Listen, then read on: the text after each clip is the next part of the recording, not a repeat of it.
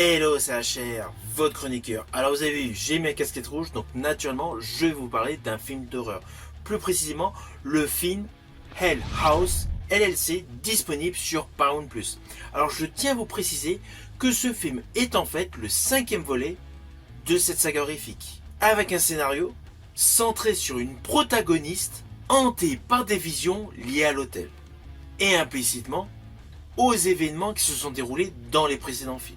Alors, avant d'aller plus loin, n'oubliez pas, si vous n'êtes pas abonné, pensez à le faire, pensez à la petite cloche pour les notifs, mais surtout pensez à vos commentaires, car l'algorithme YouTube se base uniquement sur vos messages. Let's go!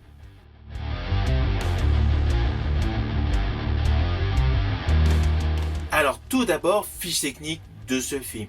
Il a pour titre Hell House LLC Lineage. Il est réalisé et scénarisé par Stephen Conetti, produit par Joe Bandelli. Il a une durée approximative de 108 minutes. C'est un film américain attaché au registre horrifique, avec l'histoire suivante.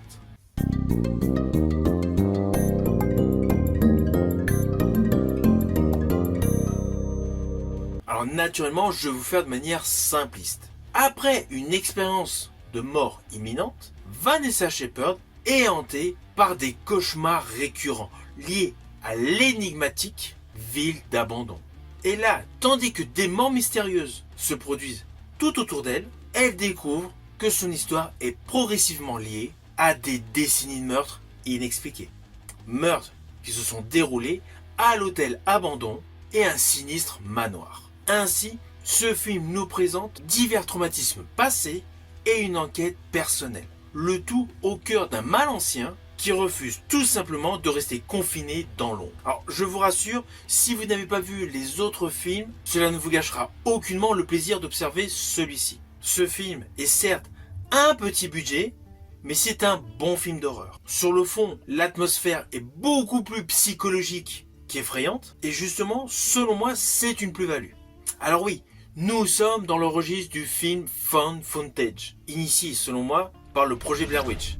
Mais ce film s'affranchit totalement du format documentaire pour proposer une narration beaucoup plus cinématographique et implicitement beaucoup plus immersive dans l'esprit de son héroïne. Cela permet une exploration intime de la peur qui est ancrée dans le traumatisme, dans la mémoire et les visions d'une femme apeurée. Alors, je vous le dis, ça n'a aucun rapport avec toutes les autres sagas horrifiques qui jouent essentiellement sur le jumpscare ou autres effets CGI de très bonne qualité.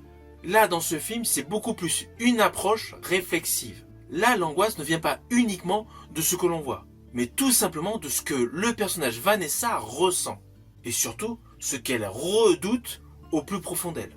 En fait, au fur et à mesure du déroulé de l'histoire, du déroulé du film, il y a une réelle intrigue complexe autour des traumas hérités, avec du symbolisme, de l'occultisme et des liens familiaux mystérieux, étranges. Tout ce mélange donne en fait une profondeur qui dépasse le cadre habituel des films d'horreur. Car vous allez vous en apercevoir, le personnage de Vanessa Shepard n'est pas du tout une victime typique de films d'horreur. Elle n'est pas là pour courir dans les couloirs, pour crier ou pour sangloter dans les bras d'un gars. Son personnage cherche, interroge, enquête, confronte ses peurs et surtout tente de réconcilier la réalité avec ses émotions. Ainsi, son personnage est beaucoup plus mature que dans les films de ce genre. Son personnage offre tout simplement au public une encre émotionnelle. Alors pourquoi je dis une encre ? Tout simplement parce qu'en fait, nous sommes dans un océan de mystère. Car plus on progresse dans ce film, plus les rêves ont des significations explicatives. Et surtout, vous présente une perception, un ressenti du personnage de Vanessa assez trouble. En fait, tout jeu de l'actrice confère au film une qualité psychologique. Et c'est très rare pour des films d'horreur grand public. Car on va pas se mentir, souvent l'émotion, elle est totalement sacrifiée. Et le plus souvent, au profit d'horreur visuelle assez gore. Alors c'est un style de film assez particulier. Pour être hypé pour découvrir ce film, il faut, c'est clair, avoir aimé les projets Blair Witch et avoir regardé la totalité des Paranormal Activity. Alors, je ne dis pas que le côté Paranormal Activity se retrouve dans ce film. Mais voilà, il y a une ambiance entre le projet Blair Witch et les Paranormal Activity qui s'y retrouvent dans ce film. C'est comme si en fait on avait mélangé tous ces films avec aussi le diptyque The Glove Encounters. D'ailleurs, je vous ai fait une vidéo qui est disponible sur ma chaîne YouTube dans la rubrique film d'horreur. Voilà. En fait, ce film est un peu la résultante en évolution psychologique sur le plan scénaristique de tous ces films que je viens de vous citer.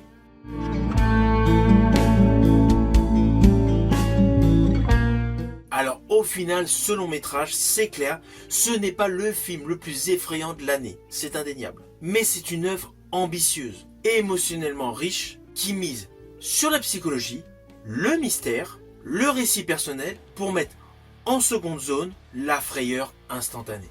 C'est un bon petit film d'horreur, mais vraiment pour les aficionados de films found footage.